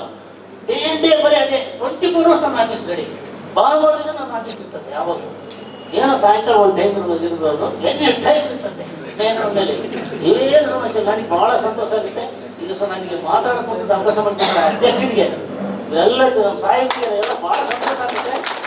ಹಾಗಾಗಿ ನಮಸ್ಕಾರ ತಿಳಿಸಿ ನಾನು 2 ಭಾಷೆ ಮಾಡ್ತೀನಿ. ಎಲ್ಲ ಸರ್ವ ಸದಸ್ಯರಿಗೂ ಮತ್ತು ಅಧ್ಯಕ್ಷರಿಗೂ ತುಂಬ ಹೃದಯದ ಧನ್ಯವಾದಗಳನ್ನು ಅರ್ಪಿಸುತ್ತಾ ಈ ಸಮಯ ಗೌರವಾನ್ವಿತ ನ್ಯಾಯಮೂರ್ತಿಗಳು, ತಾಲೂಕು ದಂಡಾಧಿಕಾರಿಗಳು ಮತ್ತು ಜಿಲ್ಲಾ ಉಪ ಅಧಿಕಾರಿಗಳಿಗೆ ಅಭಿನಂದನೆಗಳನ್ನು ಸಲ್ಲಿಸುತ್ತಾ ಹಾಗೂ ಹಿರಿಯ ಮತ್ತು ಕಿರಿಯ ನ್ಯಾಯವಾದಿಗಳಿಗೆ ಮತ್ತು ನನ್ನ ವಕೀಲ ಮಿತ್ರರಿಗೆ ಮತ್ತು ನಮ್ಮ ಸಹಪಾಠಿಯ ಮಹಿಳಾ ವಕೀಲರುಗಳಿಗೆ ನನ್ನ ಈ ತುಂಬ ಹೃದಯದ ಧನ್ಯವಾದಗಳು.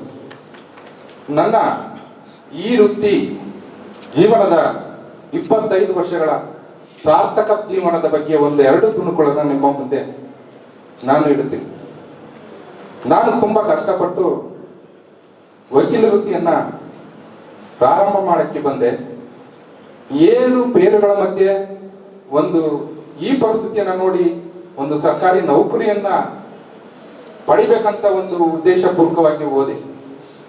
ಬಟ್ ಆ ಸರ್ಕಾರಿ ನೌಕರಿ ಈ ವಕೀಲ ವೃತ್ತಿಗೆ ಬಹಳ ವ್ಯತಿರಿಕ್ತವಾದ ಒಂದು ಪರಿಣಾಮ ನನ್ನ ಕಣ್ಣಿಗೆ ಬಿತ್ತು. ಆದರೆ ಆ ಸರ್ಕಾರಿ ನೌಕರಿ ನಾನು ಮಾಡಕ್ಕೆ ಇಷ್ಟನೇ ಪಡಲಿಲ್ಲ. ಯಾಕಂದ್ರೆ ಅಲ್ಲಿ ಇದ್ದ ಒಂದು ಪರಿಸ್ಥಿತಿಯನ್ನ ತುಲನೆ ಮಾಡಿದೆ. ಮತ್ತೆ ನಾನು ಮರಳಿ ನನ್ನ ವೃತ್ತಿಗೆ ವಾಪಸ್ಸಾದೆ. ಬಂದಂತ ಒಂದು ಸಂದರ್ಭದಲ್ಲಿ ನಾನು ಯಾಕಪ್ಪ ಈ ವೃತ್ತಿಗೆ ಬಂದಿತ್ತು, ಈಗ ಮತ್ತೆ ನಾನು ಸರ್ಕಾರಿ ನೌಕರಿ ಪಡಿಬೇಕಾಯ್ತು. ಮತ್ತೆ ಕೆಲವರು ನನ್ನ ಮಿತ್ರಗಳು ಬಹಳ ನೋವನ್ನ ಹೇಳಿದ್ರು, ಯಾಕೆ ಬಂದಪ್ಪ ನೀನ್ ಸುಮ್ಮನೆ, ಮತ್ತೆ ನೀನು ಸರ್ಕಾರಿ ನೌಕರಿ ಬಿಟ್ಟು ವಕೀಲ ವೃತ್ತಿ ಬಂದದಿಯಲ್ಲ ಅಂತಂದೆ. ಇಲ್ಲ ಸರ್, ನಾನು ಬಹಳ ಇಷ್ಟಪಟ್ಟು ನಾನು ತಿರ್ಗಾ ಮತ್ತೆ ನನ್ನ ವೃತ್ತಿಗೆ ನಾನು ಬಂದಿದ್ನಿ, ನೀವೇನು ಬೇಜಾರಾಗ್ಬೇಡ್ರಿ, ಈಗ ನಾನು ಅದನ್ನ ರೊಟೇಟ್ ಮಾಡೋಂಥ ಶಕ್ತಿ ನನ್ನಲ್ಲಿ ಐತೆ. ಯಾಕಂದ್ರೆ ಗೌರವ ಕೊಟ್ಟು ವಕೀಲ ವೃತ್ತಿ ಬಂದಿದ್ನಿ ಅಂತ ನಾನು ಇಷ್ಟಪಟ್ಟು ವೃತ್ತಿಯನ್ನ ಪ್ರಾರಂಭ ಮಾಡಿದೆ ವಿತೌಟ್ ಸಿಂಗಲ್ NP. ಒಂದು ದಿನ ನಮ್ಮ ಸೀನಿಯರ್ಸ್ ಆದಂತ SRR ನಾನು ಆಫೀಸ್ನಲ್ಲಿ ಸುಮಾರು 4-5 ವರ್ಷ ಕೆಲಸ ಮಾಡಿದೆ. ನಮ್ಮ ಸೀನಿಯರು ಸಿವಿಲ್ ಕೇಸ್ನಲ್ಲಿ ಫುಲ್ ಎಕ್ಸ್ಪರ್ಟ್ ನಂತ ವಕೀಲರಾಗಿದ್ರು.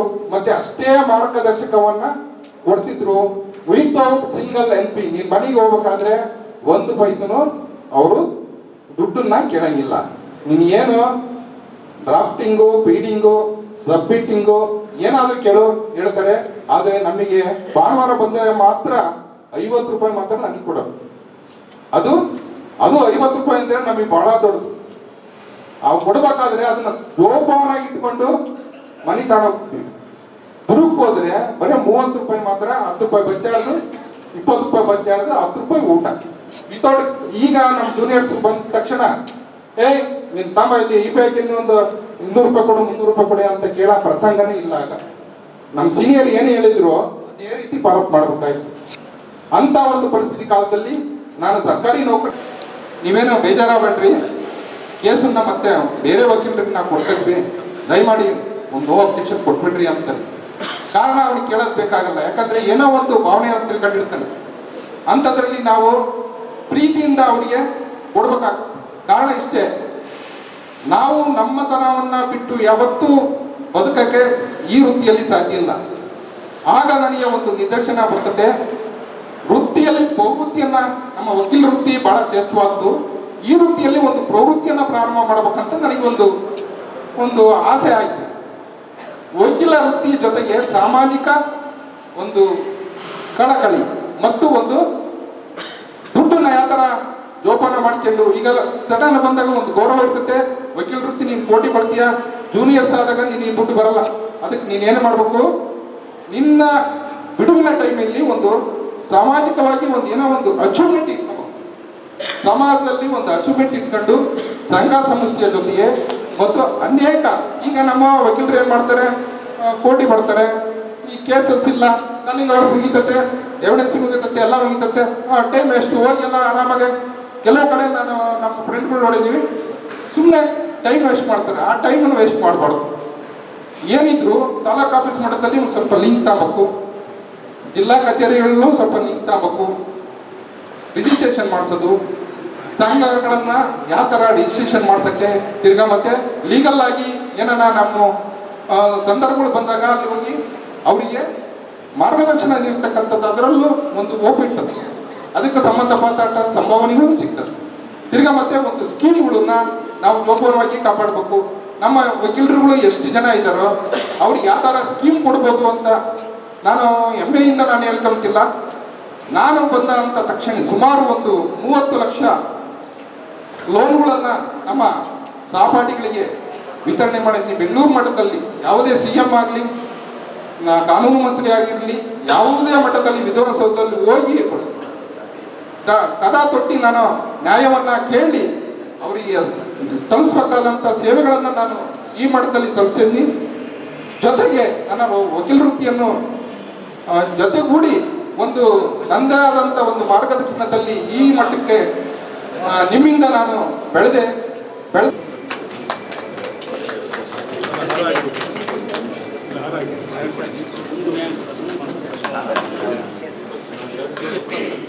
ಹಂಗೆ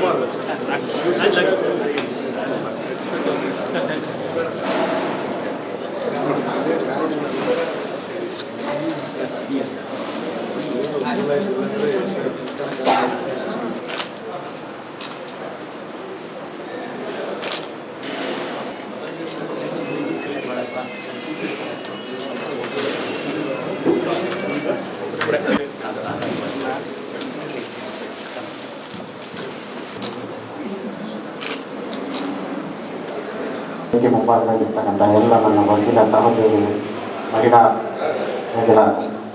ಮಿತ್ರರೇ ಹಾಗೂ ಹಿರಿಯ ವಕೀಲರೇ,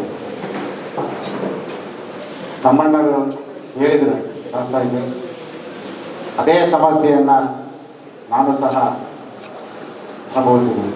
ಏಕೆಂದರೆ 2000 ನಾನು 25 ವರ್ಷ ಅಂದರೆ ನಂದು 25 ವರ್ಷ ಆಗಿಲ್ಲ. 2001ರಲ್ಲಿ ನಾನು ಎನ್ರೋಲ್ಮೆಂಟ್ ಆಗಿದ್ದು.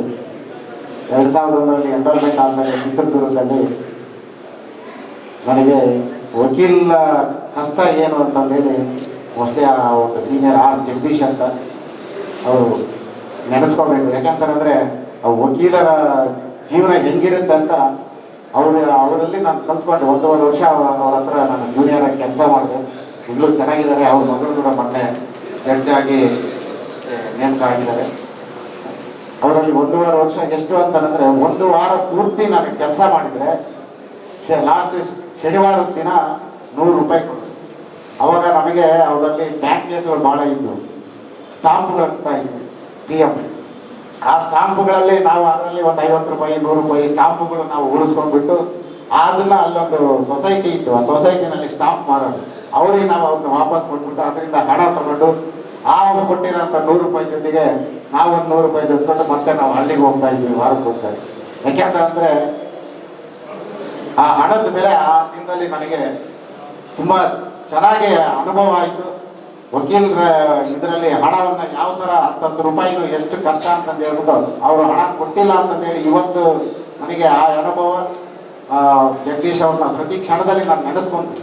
ಅವರೆಲ್ಲ ಹಣ ಕೊಡೋದಿಲ್ಲ ಹಾಗೆ ಹೀಗೆ ಅಂತ. ಆದರೆ ಅವರು ಕೊಟ್ಟಂಥ ಶಿಸ್ತು ಇದೆಯಲ್ಲ ನನಗೆ ಇದು ನನಗೆ ತುಂಬ ಉಪಕಾರಿಯಾಗಿದೆ. ನಾನು ಇದು ಮಾಡಿಕೊಂಡು ಒಂದು ಹಣದಲ್ಲಿ ಅವ್ರು 100 ರೂಪಾಯಿ ಮಾತ್ರ ಕೊಡೋದು. ಒಂದು ವಾರದಲ್ಲಿ ಒಂದು ದಿನ ತಪ್ಪಿಸ್ಕೊಂಡೆ ಮತ್ತೆ 50 ರೂಪಾಯಿ ಕಟ್ ಮಾಡೋದು. 55 ರೂಪಾಯಿ ಕೊಡ್ತಿದ್ದೆ. ನೀನು ಮನೆ ಬಂದಿರಲಿಲ್ಲಲ್ಲ ಅಂತ ಒಂದು ವಾರ ತಪ್ಪಿಸ್ಕೊಂಡಿದ್ದಲ್ಲ ಅಂತ ಅಷ್ಟು ಶಿಸ್ತಿನಿಂದ ನಮಗೆ ವಕೀಲ್ಶೆ ಕೊಟ್ಟರು. ಮತ್ತು ಅಲ್ಲಿ 1.5 ವರ್ಷ ಬಿಟ್ಟ ತಕ್ಷಣ ಮತ್ತೆ ಚಿತ್ರದುರ್ಗದಿಂದ ಚಳ್ಳಕೆರೆಗೆ ಓಡಾಡಿದೆ. ಅವಾಗಲೂ ತುಂಬ ಕಷ್ಟ ಆಯಿತು. ಮತ್ತೆ ಒಂದು 8 ವರ್ಷ ನನ್ನ ಕುಟುಂಬದ ಸಮಸ್ಯೆಯಿಂದ ಒಂದು 8 ವರ್ಷ ಪ್ರಾಕ್ಟೀಸ್ ಡ್ರಾಪ್ ಆಯಿತು. ಮತ್ತೆ ನಾನು ಪ್ರಾಕ್ಟೀಸಿಗೆ ಬಂದೆ. ಮತ್ತು ಅಲ್ಲಿಂದ ನಾನು ಸ್ವಂತ ಆಫೀಸ್ ಮಾಡಿಕೊಂಡು ನಾನು ಮತ್ತೆ ನನ್ನ ಒಂದು ಪ್ರಾಕ್ಟೀಸ್ನ ಎಸ್ಟಾಬ್ಲಿಷ್ ಮಾಡಿಕೊಂಡು ಈಗ ಭಗವಂತ ನನಗೊಂದು ಕಷ್ಟ ಇದೆ ಆದರೂ ಭಗವಂತ ಒಂದು ಸ್ಥಾನ ಕೊಟ್ಟಿದ್ದಾನೆ. ಹಂಗಾಗ್ಬಿಟ್ಟು ಈ ವಕೀಲ ವೃತ್ತಿಗೆ ನಾನು ಋಣಿಯಾಗಿರ್ತೀನಿ. ಮತ್ತು ಈ ವಕೀಲ ವೃತ್ತಿಗೆ ಸಹಕರಿಸಿದಂಥ ಎಲ್ಲ ನನ್ನ ಸಹಪಾಠಿಗಳಿಗೂ, ನನ್ನ ಕಕ್ಷಿದಾರಗಳಿಗೂ ಹಾಗೂ ನ್ಯಾಯಮೂರ್ತಿಗಳು ನನ್ನ ಹೃತ್ಪೂರ್ವಕವಾದ ಧನ್ಯವಾದಗಳನ್ನು ಹೇಳ್ತಾ ಮತ್ತೆ ಮುಂದೆ ನನ್ನ Yes.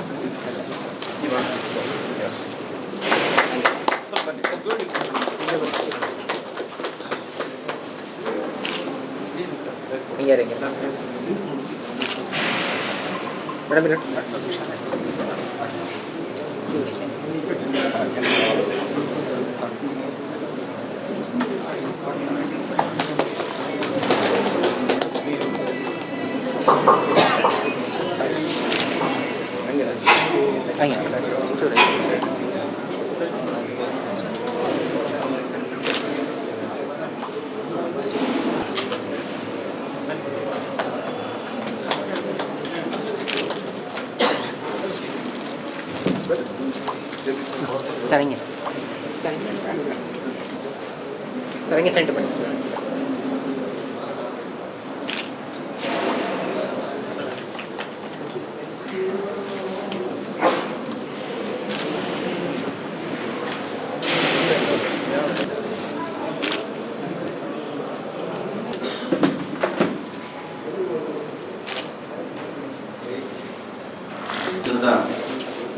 ವಕೀಲರ ದಿನಾಚರಣೆ ಶುಭಾಶಯಗಳನ್ನು ಎಲ್ಲರಿಗೂ ಕೋರ್ತಾ, ಮೊದಲನೇದಾಗಿ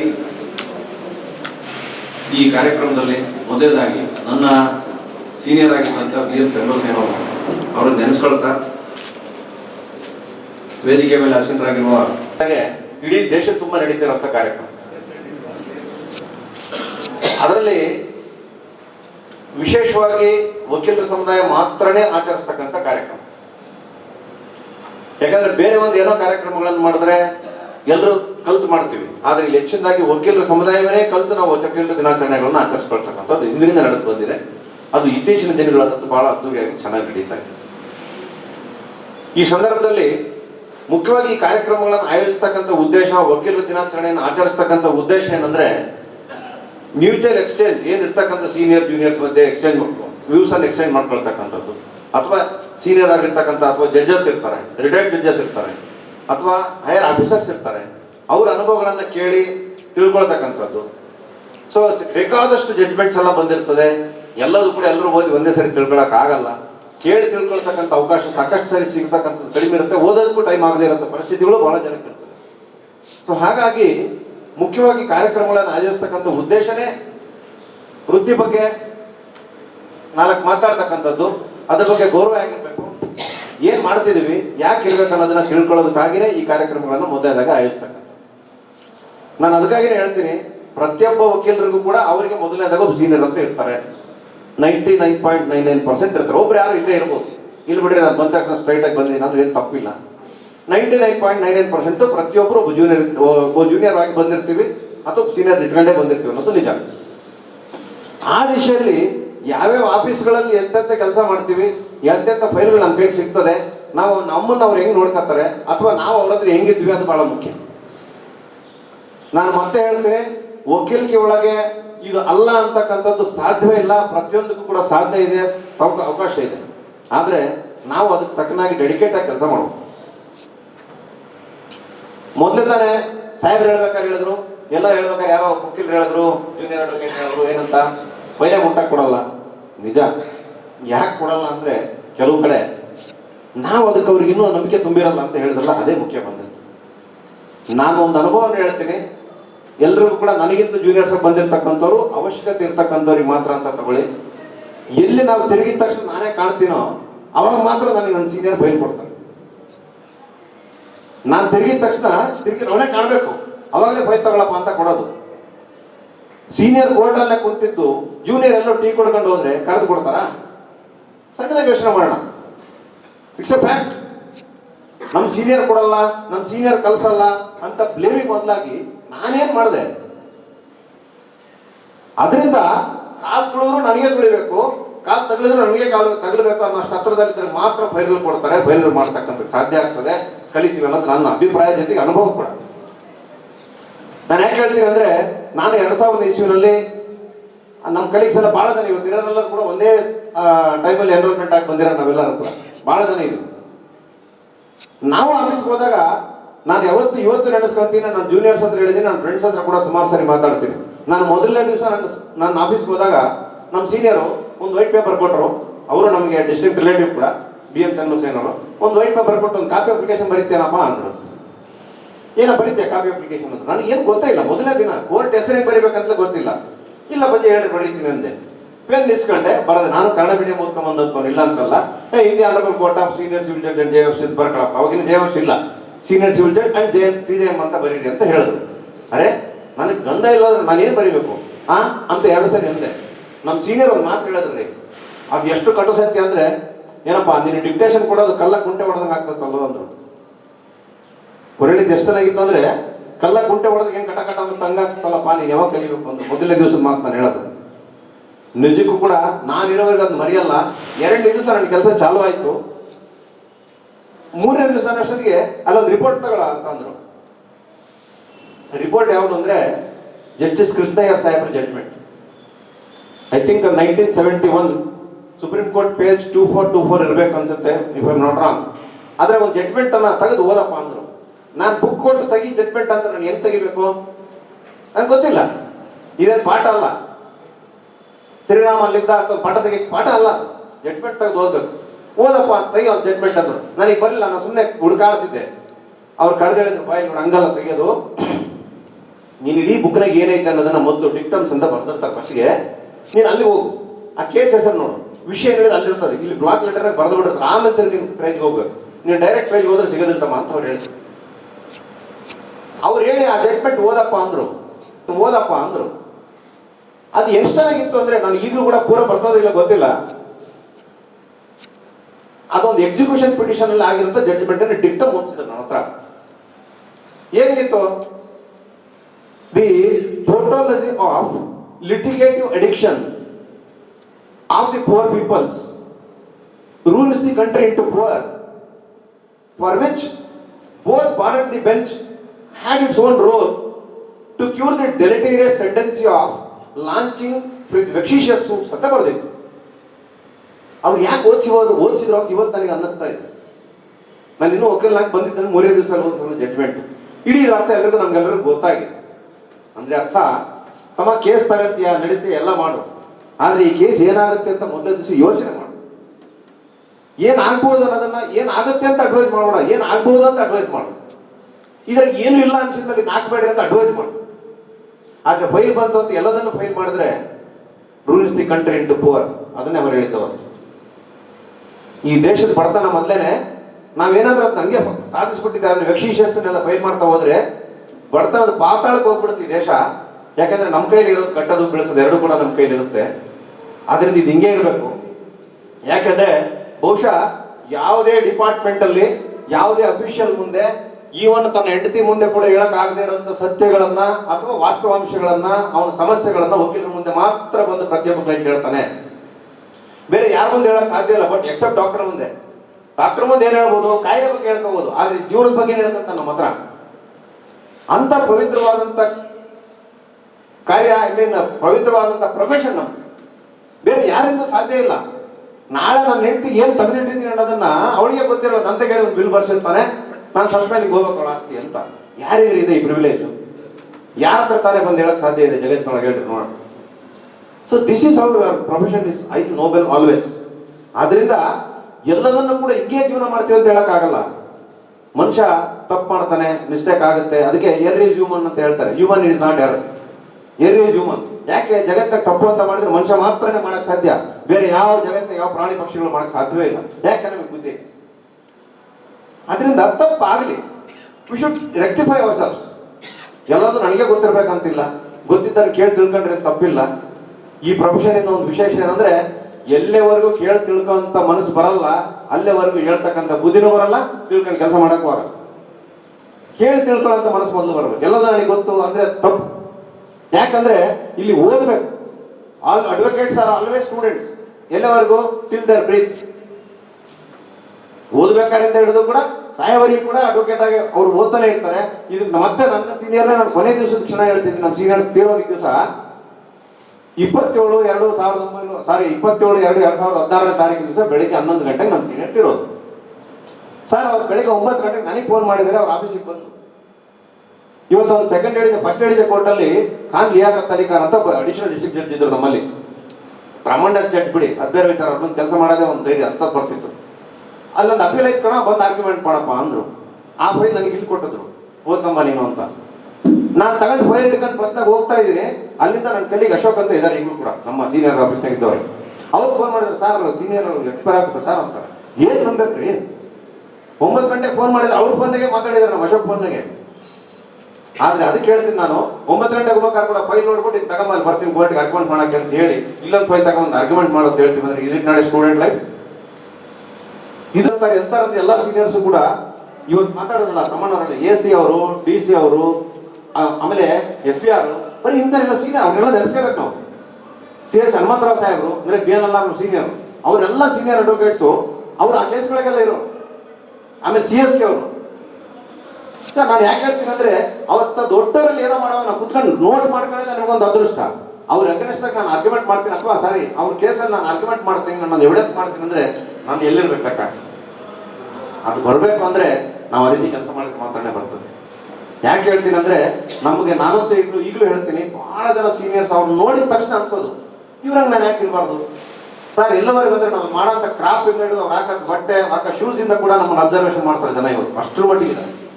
ಅಂಥದ್ರಲ್ಲಿ ಅವ್ರು ನೋಡಿದಾಗ ಅನ್ಸೋದು, ಅವ್ರು ಗಂಟೆಗಟ್ಟಲೆ ಎವಿಡೆನ್ಸ್ ಮಾಡಿದ್ರು ಕೂಡ ಸುಸ್ತಲ್ಲ ಕಾಣ್ತಿರಲ್ಲ, ಏನ್ ಬೇಕಾ ಮಾಡೋರು ಇಲ್ಲಿ ಇಟ್ಬಿಟ್ಟು ಬಾರ ಇರ್ತದೆ. ಇದು ರೀ, ಯಾವತ್ತು ಕೂಡ ನಾವು ವಕೀಲರುಗಳು ಏನಿದೀವಲ್ಲ, ನಾವೆಲ್ಲ ವಿರೋಧಿಗಳ ಹೊರತು ವೈರಿಗಳಲ್ಲ ಅಂತ. ಪ್ರತಿಯೊಂದು ಕೇಸಲ್ಲೂ ಕೂಡ ನಾನು ಒಂದು ಕೇಳಿದ್ರೆ ಅವಳೊಂದು ಕಡೆ, ಅದಕ್ಕೆ ವಿರುದ್ಧ ಅಂತ ಬರ್ತಾರೆ ಸೆಂಟೆನ್ಸ್ 20 ವರ್ಸಸ್ ಡಿಪೆಂಡೆಂಟ್ ಬರ್ತಾರೆ, ವಿನ ಎನಿಮಿಟಿ ಅಂತ ಬರ್ದಿಲ್ಲ. ಸೊ ಅದರಿಂದ ನಾವು ಕೇಸಿಗೋಸ್ಕರ ವಿರೋಧಿಗಳ ವಿನಃ ಕೇಸ್ ಫೈಲ್ ಇಟ್ಟ ತಕ್ಷಣ ಮತ್ತೆ ಬರೀ ಕೂಡ ಅಂತ ಹೊರಗೆ ಹೋಗ್ತೀವಿ. ಅದೇ ಈ ಪ್ರೊಫೆಷನ್ ಒಳಗೆ ಉಳಿಬೇಕಾಗಿರೋದು, ಅದೇ ಉಳಿಯುತ್ತೆ. ಎಲ್ಲ ಒಂದೊಂದು ಸಾರಿ ಮಿಸ್ಟೇಕ್ ಆಗುತ್ತೆ, ಆಗಿಲ್ಲ ಅಂತಲ್ಲ, ಆಗಬಾರ್ದು ಅಂತಲ್ಲ, ಅದನ್ನ ರೆಕ್ಟಿಫೈ ಮಾಡ್ಕೊಳ್ತಕ್ಕಂಥ ಜವಾಬ್ದಾರಿ ನಮ್ಮೇಲೇನೇ ಇದೆ. ಅದು ಆಗುತ್ತೆ, ಅದು ಆಗಲಿ ಅಂತ ಆಶಿಸ್ತಾ, ಇದ್ರ ಜೊತೆಗೆ ಈಗ ತಾನೇ ನಮ್ಮ ವಕೀಲರ ಸಂಘದ ವತಿಯಿಂದ ನಾವೇನು ಮೆಮೊರಂಡಮ್ ಅನ್ನು ಕೊಟ್ವಿ, ಇದ್ರ ಬಗ್ಗೆ ಇದನ್ನ ನಾವು ಇವತ್ತಿನ ಕಾರ್ಯಕ್ರಮಕ್ಕೆ ಮಾನ್ಯ ಶಾಸಕರು ಬರ್ತಾರೆ ಅಂತ ಕೂಡ ನಾವು ಅಭಿಲಾಷೆ ಹೇಳಿದ್ವಿ. ಅಫ್ಕೋರ್ಸ್ ಅವ್ರು ಬರಕ್ಕೆ ಒಪ್ಕೊಂಡಿದ್ರು. ನಮಗೆ ಇವತ್ತು ಬೆಳಿಗ್ಗೆ ನಿನ್ನನ್ನು ಕೂಡ ಅನಿವಾರ್ಯ ಫೈನಾನ್ಸ್ ಮೀಟಿಂಗ್ ಏನೋ ಒಂದಿದೆ ಅಂತ ಹೇಳಿದ್ರು, ಅನಿವಾರ್ಯ ಮೀಟಿಂಗ್ ಇದೆ ನಾಗರಾಜ್ ಅವರೇ, ಬರೋಕ್ಕಾಗಲ್ಲ, ಇನ್ನೊಂದ್ಸರಿ ಬರ್ತೀನಿ, ನಿಮ್ಗೆ ಏನೇ ಇದ್ರು ಕೂಡ ನಮ್ಮ ಆಫೀಸಿಗೆ ಬಂದವ್ರು ಏನು ಅಲ್ಲಿಗೆ ಬರ್ಬೇಕಂತ ಅನ್ಕೋಬೇಡ್ರಿ ಅಂತ ಕೂಡ ಅವರ ಆಶ್ವಾಸನೆಯನ್ನು ಕೂಡ ನಾನು ಎಲ್ಲರ ಮುಂದೆ ಅವ್ರು ಹೇಳಿದ್ದಾನೆ ಹೇಳ್ತಾ ಇದ್ದೀನಿ. ಇದ್ರ ಜೊತೆಗೆ ಹಿಂದೆ ಸರ್ ನಾವು ಈಗ ತಾನೇ ಹೇಳಿದಾಗೆ 2021 ಇಸ್ವಿನಲ್ಲಿ ನಮ್ಮ ವಕೀಲರ ಸಂಘದ ವತಿಯಿಂದ ಎಲ್ಲರೂ ಒಂದು ಜಮೀನು ಕೊಡಿ. ಯಾಕೆಂದ್ರೆ ಇಲ್ಲಿ ಬರ್ತಕ್ಕಂಥ 80% ಅಡ್ವೊಕೇಟ್ಸ್ ಎಲ್ಲ ನಾವೆಲ್ಲ ಹಳ್ಳಿಗಳಿಂದ ಬರ್ತಕ್ಕಂಥವ್ರು ಇದ್ದೀವಿ. ಅದರಲ್ಲೂ ಕೂಡ ಇಲ್ಲಿ ಲೋಕಲ್ ಆಗಿ ಇಟ್ಕೊಂಡು ಇವತ್ತಿನ ಕಾಸ್ಟ್ ಒಳಗೆ ಸೈಟ್ ಮಾಡಿ ಮನೆ ಮಾಡ್ತೀವಿ ಅನ್ನೋದು ಸುಲಭದ ಮಾತಲ್ಲ. ಬಟ್ ಅಫ್ಕೋರ್ಸ್ ನಾನು ಮತ್ತೆ ಹೇಳ್ತೀನಿ, ಅವ್ರವ್ರು ಏನೇನು ಆಗ್ತದೆ. ಆದ್ರೆ ಆ ಕಾರಣದಿಂದ ಅದರಲ್ಲೂ ಕೂಡ ಹೆಚ್ಚಿನದಾಗಿ ಬರ್ತಕ್ಕಂಥವ್ರೆಲ್ಲ SC/ST ಸ್ಟೂಡೆಂಟ್ಸ್ ಅಂತೂ ಅಡ್ವೊಕೇಟ್ಸ್ ಅಂತೂ ಬಹಳ ಜನ ಇದ್ದಾರೆ. ಬರ್ತಕ್ಕಂಥದ್ದು ಹಳ್ಳಿಯಿಂದ ಬರ್ತಾರೆ, ಅವ್ರ ಕಷ್ಟ ಹೆಂಗಿದೆ ಅನ್ನೋದು ಅವ್ರಿಗೆ ಗೊತ್ತು. ಹೇಳುವಾಗ ಮಾತ್ರ ಕೆಲವೊಂದ್ಸರಿ ಇಲ್ಲಿ ಎಲ್ಲರೂ ಹೇಳಕ್ಕಾಗದೇ ಇರ್ಬೋದು. ಯಾಕಂದ್ರೆ ಇದು ನಮ್ದು ಗೌರವ ಪ್ರೊಫೆಷನ್ ಆಗಿರೋದ್ರಿಂದ ನಾವು ಏನೇ ಮಾತಾಡಿ ಕೂಡ ಬಹಳ ಜವಾಬ್ದಾರಿಯಿಂದ ಮಾತಾಡಬೇಕಾಗ್ತದೆ ವಿನಃ ನಾವು ಸುಮ್ಮನೆ ಹಂಗೆ lose time could not talk anywhere. That's our responsibility also to dignified our profession. So ಹಾಗಾಗಿ ಈ ಥರದ್ದೆಲ್ಲ ಇರ್ತದೆ. ಆದ್ರಿಂದ ನಾವು ಹಿಂದೆ ಕೊಟ್ಟಂತ ಮೆಮೊರಂಡಮ್ ಅನ್ನ ಅವತ್ತಿದ್ದಂತ ತಹಶೀಲ್ದಾರರು AC ಸಾಹೇಬರ ಚೇಂಬರ್ವರೆಗೂ ಹೋಗಿದೆ, ಅಂದ್ರೆ ಅಲ್ಲಿ ಅವರ ಆಫೀಸ್ವರೆಗೂ ನಾವು ಕಳಿಸಿದ್ವಿ ಅಂತ ಹೇಳಿದ್ರು. ಅದು ಮುಂದಕ್ಕೆ ಏನಾಯ್ತು ಅಂತ ನಮ್ಗೆ ಗೊತ್ತಾಗಿಲ್ಲ. ಆದ್ರಿಂದ ನಮ್ಮ ಒಂದು ಕಳಕಳಿ ಮನವಿ ಇಷ್ಟೇ, ವಕೀಲರ ಸಂಖ್ಯೆ 250 ಜನ ಇದೆ ಸರ್. ನಾನು ಹೇಳೋದು ಇಷ್ಟೇ, ಇಲ್ಲಿರ್ತಕ್ಕಂಥ 250 ಜನಕ್ಕೂ ಸೈಟ್ ಏನು ಬೇಕಾಗಿಲ್ಲ. ಆದ್ರೆ ಅದರ ಕೆಲಮಟ್ಟಿನ ಜನಕ್ಕಾದ್ರೂ ಕೂಡ ಕೊಡೋಂಥ ಅವಕಾಶ ಆಗ್ತದೆ. ನಾನು ಇದನ್ನ ಹೆಚ್ಚುಗಳಿಗೆ ಅಂತ ಹೇಳ್ತಿಲ್ಲ. ಹೌದು, ಒಂದು ನಾಳೆ ಸರ್ಕಾರದವರು ತಾವು ದೊಡ್ಡ ಮನಸ್ಸು ಮಾಡಿ ನಮ್ಮರಿಗೆಲ್ಲ ವಕೀಲರಿಗೆ ಕೊಟ್ಟಂದಾಗ ಅಂತ ಕಡೆ ನಾನು ಒಂದು ಸೈಟ್ ತಗೊಂಡ್ರೆ ತಪ್ಪಾಗ್ತದೆ. ಯಾರಿಗೆ ಅವಶ್ಯಕತೆ ಇದೆ ಅವ್ರಿಗೆ ಕೊಡೋಂಥ ಕೆಲಸನಾದ್ರೂ ಮಾಡ್ಕೊಡಿ. ಅಂತ ಯಾರು ವೀಕರ್ ಇದ್ರೆ ಅವ್ರಿಗೊಂದು ಸಹಕಾರ ಮಾಡ್ದಂಗೆ ಆಗ್ತದೆ. ಎಲ್ರಿಗೂ ಕೊಡೋದು ಬೇಕಾಗಿಲ್ಲ. ಯಾರಿಗೆ ಅವಶ್ಯಕತೆ ಇದೆ, ಯಾರಿಗೆ ತಗೊಳಕ್ ಕೊಡೋಕೆ ಅವ್ರು ಚೆಕ್ ಮಾಡ್ತಾರೆ, ಬ್ಯಾಲೆನ್ಸ್ ಇರ್ತದೆ, ನೋಡೋಣ. ನಮ್ಮ ಅಸೋಸಿಯೇಷನ್ ಒಳಗೆ ಎಲ್ಲರೂ ಕೂತು ಮಾತಾಡಿ ಏನೋ ಮಾಡ್ತೀವಿ ನಾವೆಲ್ಲ. ಸೊ ಅದರಿಂದ ದಯವಿಟ್ಟು ನಮ್ಮ ಮೆಮೊರಂಡಮ್ ಅನ್ನ ಪರಿಗಣಿಸಿ ನಮ್ಮ ವಕೀಲರ ಸಂಘಕ್ಕೆ, ಆಮೇಲೆ ಇದ್ರ ಜೊತೆಗೆ ತಮ್ಗೆಲ್ಲರಿಗೂ ತಮಗೆ ಗೊತ್ತಿರೋ ಹಾಗೆ ಹೈಲೈಟ್ ರಾಟ್ ಏರಿಯಾ ಕರ್ನಾಟಕದಲ್ಲಿ ಗೌರ್ಮೆಂಟ್ ಫಸ್ಟ್ ಡಿಕ್ಲೇರ್ ಮಾಡೋದೇ ಚಳ್ಳಕೆರೆ ತಾಲೂಕನ್ನ ರಾಟ್ ಅಂತ. ಬರ ಅನ್ನೋದು ಇಲ್ಲೇ ಇರೋದು ಜಾಸ್ತಿ. ಬರನೂ ಅಷ್ಟೇ, ಬಡತನೂ ಅಷ್ಟೇ. ಈ ವರ್ಷಕ್ಕೇನು ಎಲ್ಲೋ ಒಂದು 2 ತಾಲೂಕಿನಾಗ ಡೋಬ್ಳಿಗೆ ಮಳೆ ಬಂದಿದೆ, ಮಳೆ ಬಂದು ಮತ್ತೆ ಕೆಟ್ಟೋಗಿ. ಇದು ನಮ್ಮ ಪರಿಸ್ಥಿತಿ. ಸೊ ಆ ಕಾರಣದಿಂದ ಇಂಥ ಡ್ರಾಟ್ ಏರಿಯಾದಲ್ಲಿ ಇರ್ತಕ್ಕಂಥ ನಾವು ಜೀವನ ಮಾಡೋದಕ್ಕೆ ಕಷ್ಟ ಇದೆ ಅಂತ ನಾನು ಇಲ್ಲಿ ಸಬ್ಮಿಟ್ ಮಾಡದೇ ಇದ್ರು ಸಹಿತ ಪರಿಸ್ಥಿತಿಗಳು ಸರಿ ಇಲ್ಲ. ಸರ್ಕಾರದ ಯಾರಿಗೆಲ್ಲದಕ್ಕೂ ಕೊಡ್ತಾ ಇದ್ದೀರ, ಆದ್ರೆ ನಮ್ಮನ್ನು ಪರಿಗಣಿಸಿ ನಾವು, ಯಾಕಂದ್ರೆ ಸೆಲ್ಫ್ ಎಂಪ್ಲಾಯ್ಮೆಂಟ್ ನಮ್ದು, ಹಾಗಾಗಿ ನಮ್ಗೆ ಯಾವುದು ಕೂಡ ಬ್ಯಾಕಪ್ ಇರೋದಿಲ್ಲ. ಆ ಕಾರಣದಿಂದ ದಯವಿಟ್ಟು ನಮ್ಮ ಮೆಮೊರಂಡಮ್ ಅನ್ನ ಪರಿಗಣಿಸಿ ನಮ್ಮ ವಕೀಲರ ಸಂಘಕ್ಕೆ ಸಾಧ್ಯವಾದಷ್ಟು ಮಟ್ಟಿಗೆ ಬೇಗನೆ ಜಮೀನನ್ನು ಮಂಜೂರು ಮಾಡಿಕೊಡಿ ಅಂತ ಕೇಳ್ತಾ, ಇದ್ರ ಜೊತೆಗೆ ಈ ಕಾರ್ಯಕ್ರಮದಲ್ಲಿ ನಮ್ಮ ವಕೀಲರ ಸಂಘದ ಕರೆಗೆ ಹೋಗ್ಬರ್ತು ಮಾನ್ಯ ಶಾಸಕರು ಬರಬೇಕಾಗಿತ್ತು. ಈಗ ನಾನು ಹೇಳ್ದಂಗೆ ಅವ್ರು ಬರೋಕ್ಕಾಗಿಲ್ಲ, ಅವರ ಅನುಪಸ್ಥಿತಿಯನ್ನು ನೆನೆಸ್ಕೊಳ್ತಾ, ಜೊತೆಗೆ ಡಿ ಸಿ ಸಾಹೇಬರು ಬರಬೇಕಾಗಿತ್ತು. ಈಗ ನಾವು ಈವನ್ ಎಸ್ ಸಾಹೇಬ್ರಿಗೆ ಫೋನ್ ಮಾಡಿದಾಗ ಇಲ್ಲ ಬಿ ಸಿನಲ್ಲೇ ಇದ್ದೀವಿ, ಹಾಗೆಲ್ಲ ಆಗ್ತದೆ ಅಫ್ಕೋರ್ಸ್. ಆಮೇಲೆ ಇನ್ನೊಂದು ವಿಶೇಷ ಅಂದರೆ ಇದು ಒಂದೊಂದ್ಸರಿ ಫೇಕ್ನೆಸ್. ನಾವು ಇನ್ವೈಟ್ ಮಾಡಕ್ಕೆ ಹೋಗಿದ್ವಿ ಸರ್, ಹೇಳಿದ್ರು ಡಿ ಸಿ ಸಾಹೇಬರು, ನೋಡ್ರಿ ನಾನು ಬರಲ್ಲ ಅಂತ ಹೇಳಲ್ಲ, ಸರ್ಕಾರದ ಪರಿಸ್ಥಿತಿ ನಮ್ಗೆ ಗೊತ್ತಿರ್ತದೆ, 11 ಗಂಟೆವರೆಗೂ 1:30ವರೆಗೂ ಕೋರ್ಟ್ ಇರುತ್ತೆ ಅಂದ್ಕೊಂಡಿರ್ತೀವಿ, ಇವಾಗ ಏನೋ ಬಂದ್ರೆ ನಾವು ಅಡ್ಜಸ್ಟ್ ಮಾಡ್ಬಿಡ್ತೀವಿ. ಸೊ ಅಂತ ಪರಿಸ್ಥಿತಿ ಇರ್ತೀವಿ. ಒಂದು ವೇಳೆ ಬರೆದಿದ್ರೆ ಏನೋ ಅಂದ್ಕೋಬೇಡಿ, ಆದಷ್ಟು ಪ್ರಯತ್ನ ಮಾಡ್ತೀವಿ ಅಂತ ಅವತ್ತು ಹೇಳಿದ್ರು. ಇವತ್ತು ಕೂಡ ಬಹುಶಃ ಅದೇ ಥರ ಆಗಿರ್ತದೆ. ಸೊ ಆ ಕಾರಣದಿಂದ ಇಂಥ ಅನುಪಸ್ಥಿತಿಗಳನ್ನು ನಾವು ಅನವರ್ಥ ನಾವು ತಗೊಳ್ಳೋದಿಲ್ಲ. ಆದ್ರಿಂದ ಅದನ್ನು ಕೂಡ ಅಕಸ್ಮಾತ್ ಆಗಿದೆ ಅಂತ ನಾವು ತಗೊಂಡು ತಮ್ಮಲ್ಲಿ ಮತ್ತೆ ಮತ್ತೆ ಕಳೆಯಲ್ಲಿ ಬೇಳ್ಕೊಳ್ತಾ ಈ ನಮ್ಮ ಮನವಿಯನ್ನ ಸ್ವೀಕಾರ ಹಂತದಲ್ಲಿದೆ ಅಂತ ನೋಡ್ಕೊಂಡು ಈಗ ಫ್ರೆಶ್ ಆಗಿ ಒಂದು ಪ್ರಪೋಸಲ್ ತರಿಸ್ಕೊಂಡು ಇದು ಸರ್ಕಾರ ಮಟ್ಟದಲ್ಲಿ ಆಗ್ಬೇಕಾಗಿರೋ ಡಿಸಿಷನ್ ಯಾವುದೇ ಒಂದು ಸಂಘ ಸಂಸ್ಥೆಗೆ ಡೈರೆಕ್ಟ್ ಆಗಿ ಜಿಲ್ಲಾಧಿಕಾರಿಗಳ ಮುಖಾಂತರ ಕೊಡೋದಕ್ಕೆ ಅವಕಾಶ ಇರೋದಿಲ್ಲ. ಹಾಗಾಗಿ ಇದು ಸರ್ಕಾರದ ಮಟ್ಟದಲ್ಲಿ ಏನ್ ನಿರ್ಣಯ ತಗೋತಾರೆ ಅದರಂತೆ ನಾವು ಮುಂದೆ ಕ್ರಮ ವಹಿಸ್ತೇವೆ.